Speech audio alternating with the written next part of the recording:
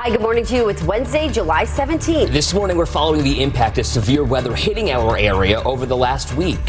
We had a pretty good pretty good shape, pretty nice, and here it is in shambles. We're sharing voices from Eden as neighbors rally together, helping farmers rebuild. Plus, it's National Hot Dog Day. We're telling you where you can get a great deal while helping your neighbor. We need to make sure that we are not doing more damage than good. And at 6:30, we're taking a look at some proposed changes by the Department of Regents aimed at protecting children in the classroom, when we can see them implemented. We've got a little more stickiness and a few more showers to get through before some relief is on the way. I'll have your forecast. This is a major moment for the city and for the state. This has been awesome. And we look at the bridge for Ralph Wilson Park as the first barge from Italy arrives in Buffalo. Streaming live to start your day, this is Good Morning Buffalo. Want to start you off this half hour with a look at some of the damage from the town of Alden. This morning, all of New York State is under a state of emergency after a massive thunderstorm and some tornadoes from last week caused a lot of damage, not just here in Western New York, but all across the state. Nothing to be concerned about when we say a state of emergency. Really what it does is allows New York State to get some money from all different agencies and entities to help these towns and municipalities rebuild. Gives people a few more options, that's for sure. And we've seen a lot of damage across the area. Autumn, I think a lot of us are ready to say goodbye to some of this rainy weather. We're going to calm down today. We do have a front that's finally going to kind of usher out the rain, the storms, and the humidity. It's just going to take a little bit of time today. 72 at the Buffalo Airport. West winds are fairly light, right around 10 miles an hour. We even have the upper 60s across the southern tier. Everyone is well above average to start our morning, and we would probably like the humidity and these warmer mornings to go goodbye so we can have much more comfortable conditions to sleep in.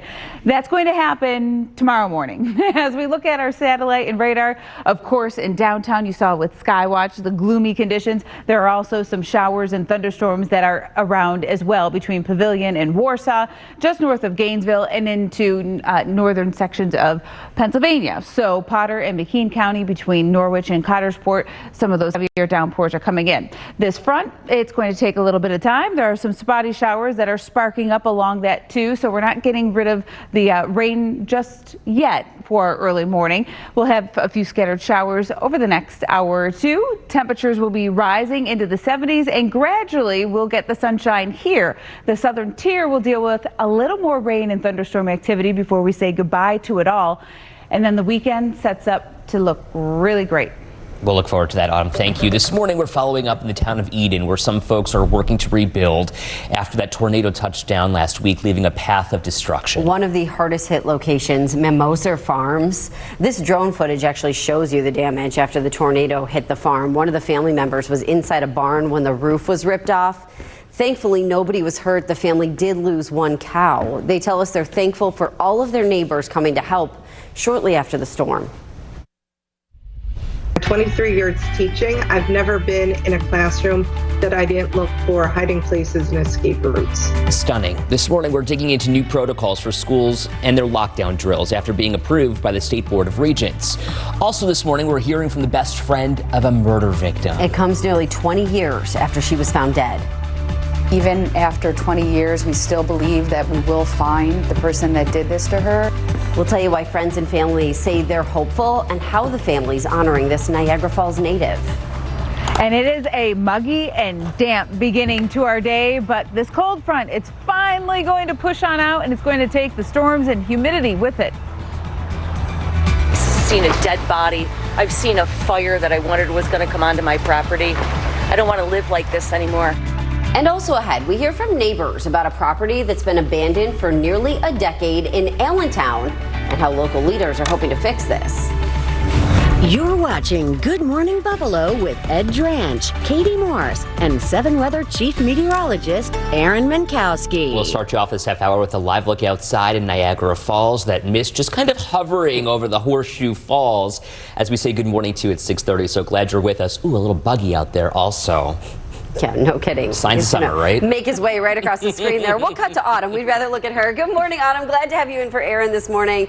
We're tired of all this rain. We want some nice, clear weather on the way. I know, we really do. You look at Niagara Falls, I mean, it's gorgeous no matter when, but when you have the mist and then the gray in the background, it's hard to tell when what ends. And we're going to finally see that happen as we head into the afternoon today. We have a front that is slowly sagging across the region. Good morning, Buffalo. We're keeping your morning moving. Hi there, 7:23 on a Wednesday. Governor Hochul declaring a state of emergency for all of New York as neighbors in Eden help each other pick up the pieces after being hit by a tornado last week. One of the worst hit places, Mammoser Farm. Barns were destroyed. Thankfully, no one hurt. Now, with cleanup in full swing, the farm owner says it would likely be 5 years before everything's back up to speed. And a summer-long donation drive is helping other neighbors in Eden. The farmers market holding day one Tuesday, raising $2,600, bringing in supplies like blankets and clothes for families to work to rebuild. The market is holding this donation every Tuesday from 3:30 until 7:30. Want to take you live outside with Skywatch 7. Some gray skies this morning. Autumn is tracking a little bit of a transition for us right after this.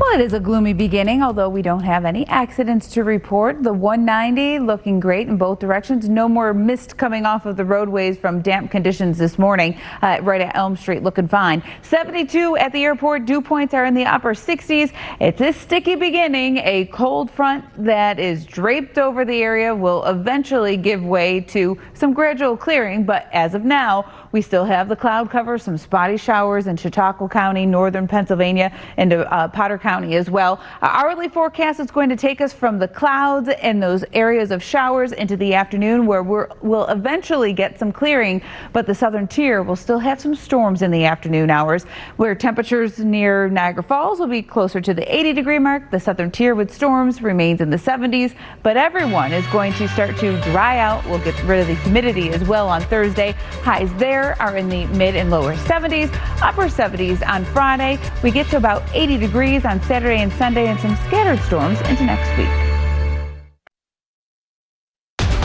Streaming from downtown Buffalo, this is 7 News at noon. All right, tracking the radar, check it out. A line of showers and storms out over southern Ontario heading toward western New York. So let's get right to it. Tracking these storms to the west of Niagara Falls, moving off toward the east-northeast at around 30 to 35 miles per hour. That is a lot of lightning. That'll be in Lewiston around 1226, Newfane around 1250, Heartland 112, Ridgeway around 130 as this continues to move off toward the northeast. We also have some showers popping up across southern Erie County. This is a heavy downpour near Lawton's right now that's moving off toward the east, heading over toward Marshfield along routes 75 and 62 between Lawton's and North Collins. You'll get some heavy rain as that moves off toward the east.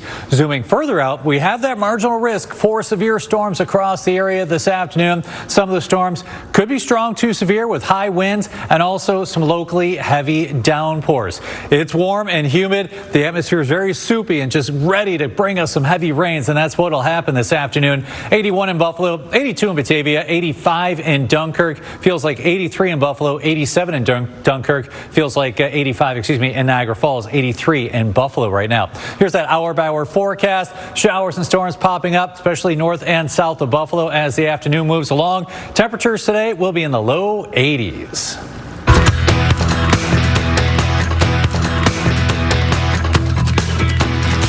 Today, Buffalo Bills training camp officially underway at St. John Fisher University outside of Rochester. The Bills hitting the field for the first 12 practices that run through the first week of August. Top players to look out for are the wide receivers, and which players are going to step into the shoes of Stephon Diggs and Gabe Davis. That could include second-round pick Keon Coleman. We heard from head coach Sean McDermott earlier this morning. He says there's a few reasons he likes going away for camp. Because we live with the raft of him every day. Right now, on 7 News at 5, the owner of an abandoned building in Buffalo sent to jail for failing to clean up the site. Why one neighbor says this is somewhat of a victory for the Seneca-Babcock community. Throughout the farm, throughout the fields, just debris kind of everywhere. Plus, we're checking in on an Eden family 1 week after a tornado ripped through their community, damaging their farm and home. Cooler, more comfortable air heading our way, and we're in for a sensational weekend. I'll have the forecast straight ahead.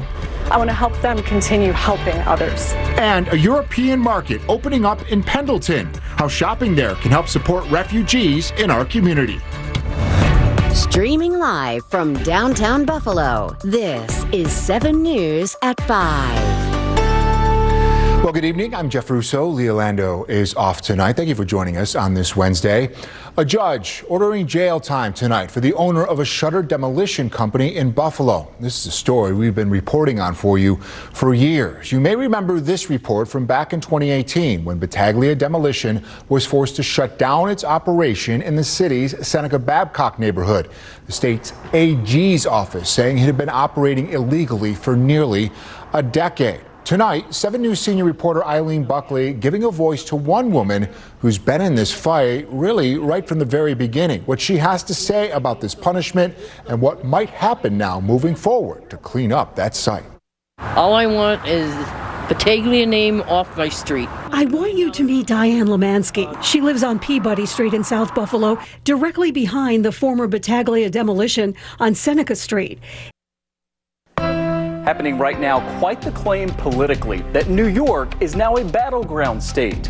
2 expert voices weigh in on Republicans saying Trump could beat Biden here. And news just coming in from one of the top Democrats in New York, what Senator Charles Schumer is reportedly doing behind the scenes to slow down President Biden from getting his party's nomination.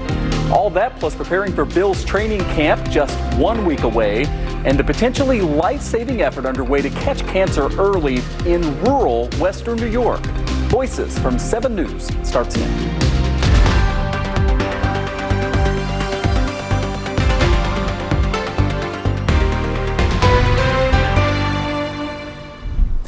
And good evening, everyone. We're about an hour away from the start of the 3rd day of the Republican National Convention in Milwaukee. And there is a lot of chatter from New Yorkers at the RNC that this state will be in play come November. Now, that is despite the Democrat winning every presidential election here over the past 40 years. Look at this. Ronald Reagan was the last Republican to carry New York. And in 1984, he won every state except Minnesota and Washington, D.C. That's some important perspective. So why this talk of Donald Trump potentially winning New York? Well, take a look at these numbers. In 2016, Hillary Clinton won here by 21 points. President Biden increased the margin to 23 points in 2020. And as recently as the beginning of May of this year, there was a slingshot poll that had Biden beating Trump by 19 points. But then look at those 2 more recent surveys. An Emerson College poll last month had Biden +7 in a head-to-head against Trump. And a Siena College survey from a month ago showed Biden with just an 8-point lead. And as DA attorney said, it's not about overdosing, it's about poisoning people in the community. Right now on 7 News at 6, could drug dealers soon be charged with overdose deaths? Why Erie County law enforcement voices say they support the proposal in front of state lawmakers. This is a crisis that is continuing. It is continuing to accelerate. And we are here to talk about some common sense legislation. All I want is Battaglia name off my street. Here in the Seneca-Babcock neighborhood, the owner of Battaglia Demolition is going to jail for failure to clean up his property. This is Eileen Buckley. I'll have residential reaction coming up. Never in my wildest dreams did I think that I would be here today. And meet Western New York's newest business owner, how she's already planning to give back to the organization that helped her dreams come true. Streaming live from downtown Buffalo, this is 7 News at 6. Good evening once again. We begin tonight with new efforts to get the opioid crisis in our community under control, with Erie County coming off its deadliest year ever for overdoses. Law enforcement voices are throwing their support behind wide-ranging legislation that includes holding drug dealers responsible for overdose deaths.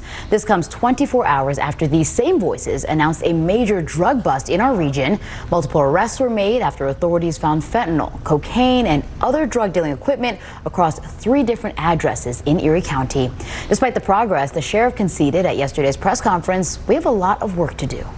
Well, some of that work began today with the sheriff and other officials announcing that they believe this legislation could have a real impact here in our community. 7 News senior reporter Maki Becker amplifying their voices tonight, as well as the founder of a drug recovery agency who has ideas that could help right now.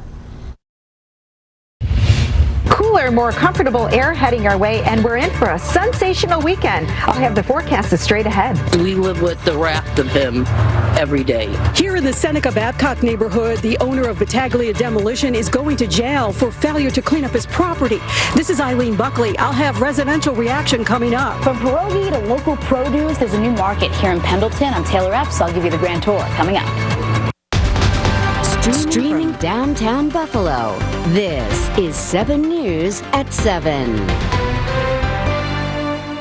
Hi, I'm 7 weather meteorologist Josh Nichols. Hope you're having a nice Wednesday evening. Finally, air that you can wear is leaving us, and we're going to return to air that we can breathe. It's drying out nicely. 78 degrees right now here in the Queen City. The wind out of the southwest at 8 miles per hour, and it's all about the dew point temperature. Finally back in the upper 50s to near 60, which is squarely in the comfortable range. Still kind of sticky and muggy down here into the southern tier, where there's also a little bit of rain. More on that in just a little bit.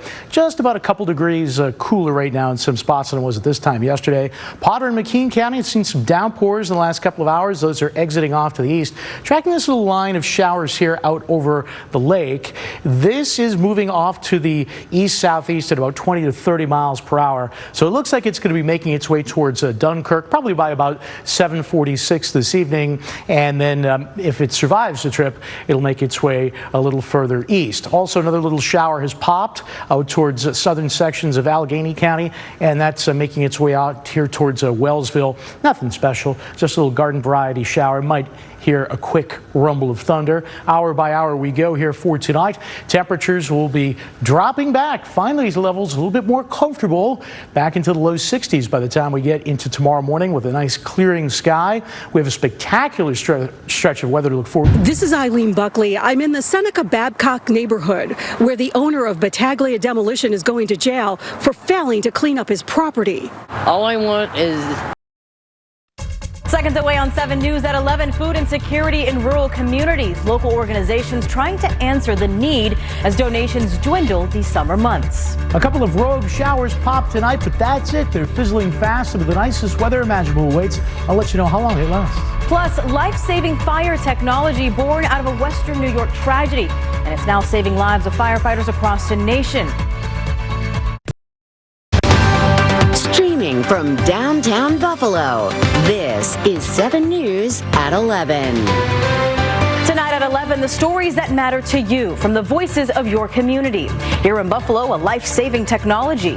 And so it allows the fire departments to actually have multiple different devices. The Western New York native protecting some of the country's bravest. Also in Pendleton, a local business owner giving back to the organization that gave her so much. The organization that assisted us and helped us get on our feet, I'm talking from public assistance, food stamps, housing, was the International Institute of Buffalo. That full circle story straight ahead. But first, fighting food insecurity in Chautauqua County. I don't want anyone in the city of Jamestown ultimately to ever wonder where their next meal is coming from. As a local organization tries to answer the need.